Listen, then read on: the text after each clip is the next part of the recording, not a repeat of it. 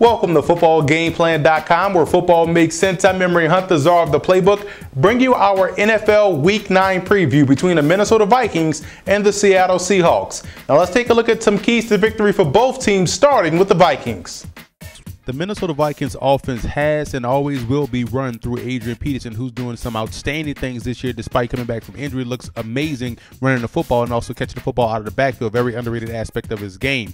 But quiet is kept. The Vikings are limited in their offensive attack because once teams decide to stop the run or slow it down, it puts it all on Christian Ponder to make plays downfield throwing the football. Now, usually play action pass would set up some great opportunities for the vertical passing game to succeed. But right now, they're not even converting those plays. So it's up to those guys like Jerome Simpson and company to make sure they help stretch the field vertically, because we know they can hit the underneath passing game with Percy Harvin. But in order for this Vikings offense to take full flight, Ponder has to connect deep down the field to loosen up some of that pressure on the box. Now, when you look at the defensive side of the football in regards to stopping the Seattle Seahawks, they got to make sure they load up and stop the run. You want to make Seattle face second and long, third and long situations. It gets them out of their tendencies. It puts them in a situation where they're going to have to throw the football more than they want to. And when you look at Jasper Brinkley being a spy on Russell Wilson, I think that's a key aspect in this week's game plan. You got to keep a spy on him. He's very athletic, can extend plays with his legs.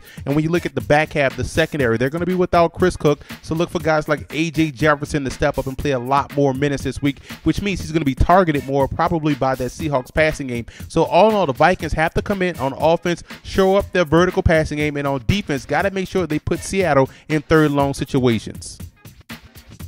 Now let's move over to the Seahawks in this ball game, and offensively, you're starting to see these guys open up the playbook a little bit more. You saw it last week. They were able to expand the passing game, hit some big plays downfield, keep the offense on pace. The problem is when they get in the red zone, they have to convert. You have to turn those threes into sevens, and they have to do better on third down. That's one thing that plagues Seattle so far this season. Got to get the football past the sticks on third down, whether it be third and short or third and long. I want to see the football get more in the hands of Sidney Rice early on in the down and distance. That's why first down is more important, because third down is really a byproduct. I also want to see the backs get more involved in the passing game. You got to get the football in the hands of Turbin, in the hands of Leon Washington, in the hands of Beast Mode in order to have some success on offense and diversify your offensive attack. Defensively this week, I think the corners will be put to the test. Brandon Browner and also Richard Sherman. Why? Because of the short passing game of the Minnesota Vikings. They're going to have to rally up and make tackles at or near the line of scrimmage on Percy Harvin and guys like that. You got to be able to stop that bubble screen, the short passing game, in order to have some success versus the Minnesota Vikings. And you look on the backside, Chris Clemens, guy that can really get after the quarterback. He's going to have to play with some contained this week versus Christian Ponder. This is a guy that's very slippery, and he will extend plays just like Russell Wilson. And if he gets out that pocket, he has a lot of speed and athleticism to gain first down. So Clemens can play aggressive, but also has to play under control versus Christian Ponder.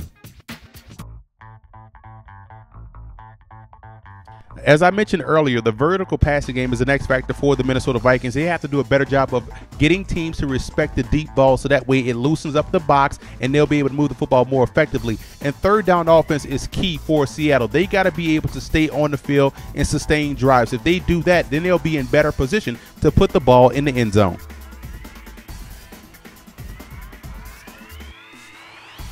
Now let's look at the personnel breakdown in this ball game. You see the Vikings' offensive line is a key factor in this ball game. And the big matchup will be how well they block up front versus Seattle's outstanding defensive front. That's what the game will be won. You also look at the running game situation and the quarterback situation being vital aspects of this ball game.